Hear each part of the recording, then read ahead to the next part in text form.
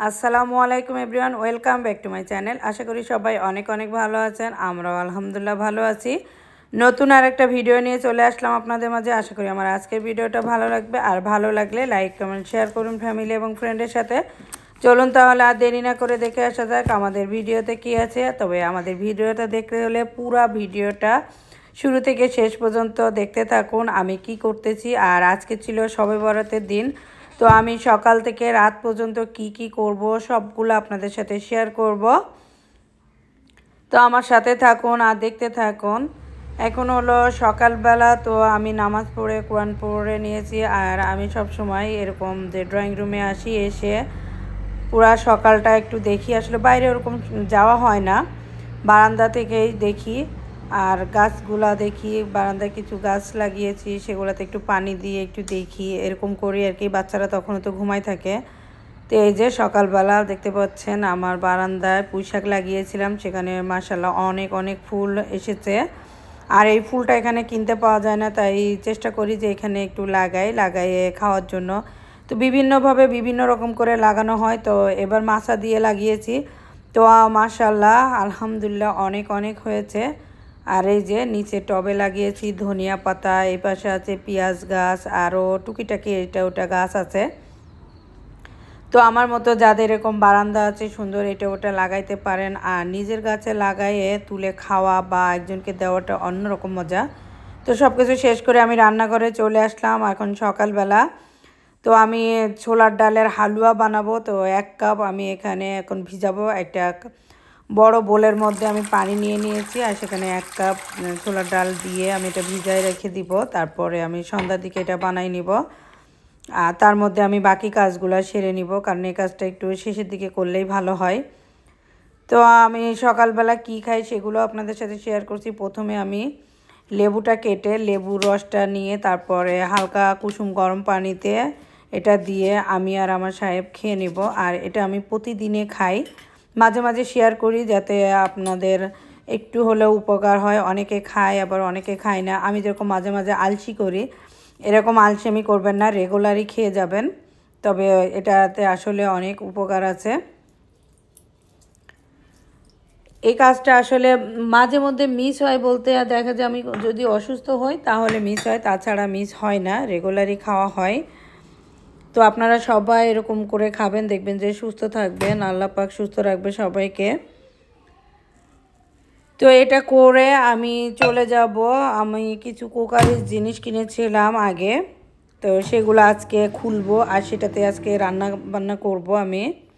তো এখানে একটা 9 পিসের সেট আছে, তো এটা আজকে ওপেন করব। আসলে করব করে করা হয় না, আসলে পুরাতন অনেক হাঁড়ি পাতিল আছে তাতে রান্না করা হয়। তো ভাবলাম আজকে যেহেতু শবে বরাত আর সুন্দর একটা দিন, সেজন্য আমি এটা আজকে ওপেন করব আর এটাতেই রান্না করব সব কিছু।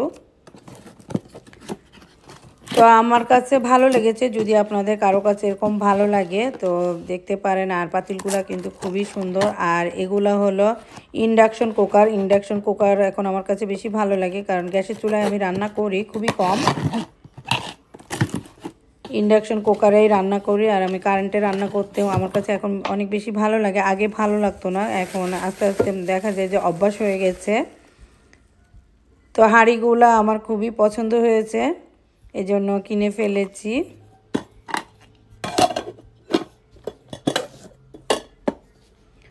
নন স্টিকে রান্না করে আরাম আছে, কিন্তু এখানে আবার বিপজ্জনকও আছে। তবে আমরা সহজভাবে তারপরে খুব কম সময়ে করতে চাই, এই জন্য নন স্টিকগুলো খুবই পছন্দ করি। তবে স্টিলের হাঁড়িতে রান্না করে খেলে শরীরের জন্য অনেক বেশি ভালো। তো এখন আমি রান্না করতে চলে যাব। তো এই যে রান্নাঘরে চলে এসেছি, তো আমি এখন চালটা বসিয়ে দিয়েছি। হাঁড়িটা বসায় ওর মধ্যে আমি ঘি দিয়ে দিয়েছি। ঘিটা গরম হয়ে আসলে আমি এখানে চালটাও ভেজে নিয়ে পানি দিয়ে দিয়েছি। আর আজকে আমি খাসির মাংস দিয়ে বিরিয়ানি করব। তো ভাতটা এক চুলায় বসাই দিয়েছি, আর একটা চুলাতে আমি খাসি মাংসের জন্য সব মশলাগুলো ভুনা করে নিচ্ছি। ভুনা করে তারপরে মাংসটা খুব ভালো করে ভুনা করে রান্না করে নিয়ে একসাথে মিক্স করব, তারপরে রান্না হয়ে যাবে আর কি। তো মাংসটা প্রথমে ভুনা করে নিতে হবে। প্রথমে আমি মাংসটা ভুনা করে নিয়েছি, তারপর মাংস থেকে যে পানি উঠেছে সেগুলা দিয়েই আমার রান্নাটা হয়ে যাবে। আর তার মধ্যে আমি এটাও কাজ অন্য আরেকটা কাজও এগুলো একটু একটু করে করে নিব। তাই এই যে মাংসটা প্রায় হলো সিদ্ধ হয়ে গেছে, আর একটু হলেই হয়ে যাবে। তো মাংস রান্না আমারও হয়ে গেছে। এখন এই যে আমি মিক্স করে দমে বসাই দিব, আর ওইদিকে চলে যাব আমি আরেকটা কাজে। তো এই যে ছোলার ডালটা আমি এখন সুন্দর করে ধুয়ে পরিষ্কার করে নিয়েছি। তারপর এর মধ্যে পরিমাণ মতো দুধ দিয়ে আমি সিদ্ধ করে নিব।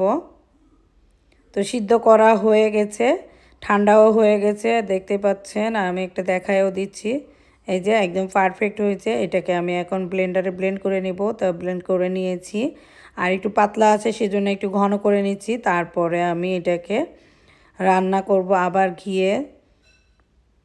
তো চুলার উপরে আমি একটা ফ্রাই প্যান বসিয়ে দিয়েছি, তার মধ্যে আমি পরিমাণ মতো ঘি দিয়ে গরম করে নিয়েছি।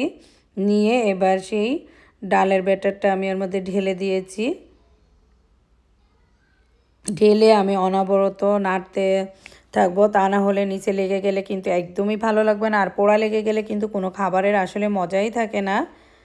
তো এভাবে একটু ঘন হলে তারপরে আমি এর মধ্যে চিনি দিয়ে দিব। তো এখানে আমি 1 কাপের জন্য 1 কাপ চিনি দিয়ে দিয়েছি, আর এই চিনিটা একদমই পারফেক্ট হবে। তারপরে এর সাথে আমি একটু হালকা কালারও মিক্স করব। আপনারা চাইলে মিক্স করতে পারেন, না হলে স্কিপও করতে পারেন। তবে আমার কাছে কালার একটু দিলে মনে হয় দেখতে অনেক সুন্দর লাগে, আর খেতেও অনেক বেশি ভালো লাগবে। তো এই তো ঘন হয়ে এসেছে, আর দেখতে পাচ্ছেন প্যানে একদমই লাগছে না, ছেড়ে যাচ্ছে। তো আমার মানে রান্নাটা হয়ে গেছে। এখন আমি 1 টেবিল চামচ ঘি দিয়ে আবার একটু মিক্স করে রেখে দিব, আর চুলাটা বন্ধ করে দিয়েছি। কারণ এটা ঠান্ডা হতে হতে আরও ঘন হয়ে যাবে, মানে আরও আঠালো শক্ত হয়ে যাবে আর কি।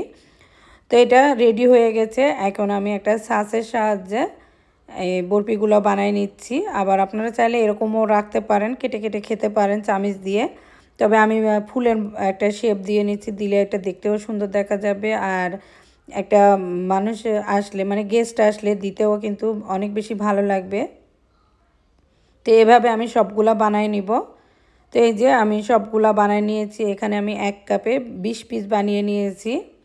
আপনারা চাইলে ছোট বড় করে আরও বেশি বা কম বানিয়ে নিতে পারেন।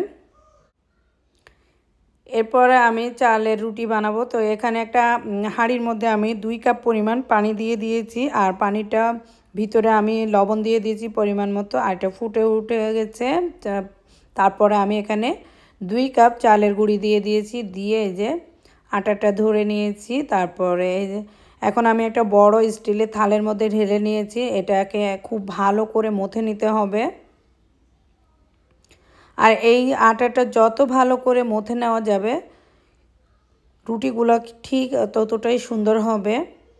তো হালকা গরম থাকতে থাকতে এরকম মানে মথা শুরু করে দিতে হবে, আর হাতে একটু করে পানি লাগাই নিলে আরও বেশি ভালো হবে। তো মথে নিয়েছি, আর আমি এখন রুটিগুলো বানিয়ে নিচ্ছি। আমি পুরাটা আসলে দেখাতে পাচ্ছি না, কারণ তাড়াহুড়া করতে হচ্ছে। আর আমার মনে হয় আটাটা খুব ভালো করে মথা হয় নাই, যার কারণে চার ছাড় থেকে দেখতে পাচ্ছেন একটু করে ফেটে যাচ্ছে। তবে রুটিগুলা সুন্দর গোল হবে, আর গোল হয়েছেও। আমি রুটি খুব সুন্দর করে বানাতে পারি, সবাই অনেক পছন্দ করে, আমার ফ্রেন্ডরা, তারপরে আমার বাচ্চা, আমার সাহেব সবাই পছন্দ করে। তো এখন আমি রুটিগুলো এক সাইডে ভেজে নিব, আর অন্য সাইডে আমি গরুর মাংসটা বসিয়ে দিব। তো এখানে আমি একটা হাঁড়ির মধ্যে 2 কেজি গরুর মাংস নিয়েছি, তার মধ্যে আমি পরিমাণ মতো পেঁয়াজ দিয়ে দিচ্ছি। তারপরে সব ধরনের মশলা দিয়ে দিব, পরিমাণ মতো লবণ দিয়ে দিয়েছি। দিয়ে যে সব ধরনের মশলা দিয়ে আমি একটা চামিচের সাহায্যে খুব ভালো করে মিক্স করে নিচ্ছি। এভাবে মিক্স করে আমি একটা সাইডে রেখে দিব কিছুক্ষণ, তারপরে আমি রান্না বসাই দিব।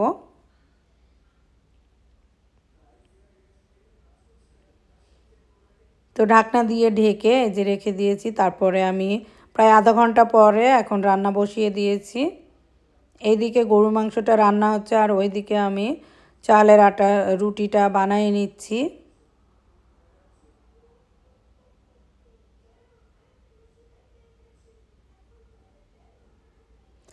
তো আজকের গরু মাংসটা অনেক মজা হয়েছিল। এই যে আমার রান্না হয়ে গেছে। তো টেস্ট করে দেখলাম মাশাআল্লাহ লবণ টবণ সব কিছু ঠিক আছে। তো আমি একটু গরম মশলার গুঁড়ি দিয়ে এখন মিক্স করে চুলাটা বন্ধ করে রেখে দিব। আর এখন আমি আমার এক ফ্রেন্ডের জন্য একটু পাঠাই দিব, একটু গরু মাংস, তারপরে একটু বরফি, মানে যে যে জিনিসগুলো আমি বানিয়েছি, একটু বিরিয়ানি সব কিছু একটু একটু করে আমি তার জন্য পাঠিয়ে দিব। আর বিরিয়ানিটাও মজা হয়েছিল। গরু মাংসের মানে ভুনা বলেন আর ঝোল বলেন, হালকা ঝোল রেখেছি যেহেতু রুটিতে খেতে হবে তার জন্য। তো সবগুলা খাবার আজকে আমার অনেক মজা হয়েছে। তারপরে আমি আমার ফ্রেন্ডকেও দিয়ে এসেছি, তারাও অনেক অনেক খুশি হয়েছে। তো এরকম ভিডিও পেতে হলে আমাকে বেশি বেশি করে লাইক কমেন্ট শেয়ার করবেন, তারপরে আমাকে সাপোর্ট করবেন। তো আজ এখানে বিদায় নিচ্ছি। আল্লাহ সবাইকে নেক হায়াত দান করুক। আল্লাহ হাফেজ। আসসালামু আলাইকুম।